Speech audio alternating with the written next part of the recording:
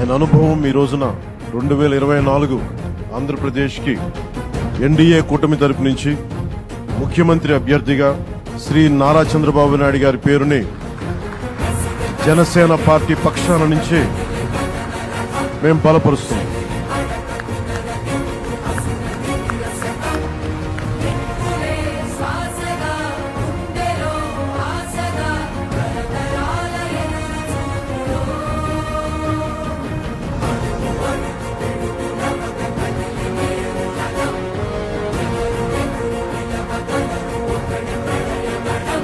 నేను ఆయన పక్కన పెట్టుకుని చెప్పాలి, ఆయన నలిగిపోయారు.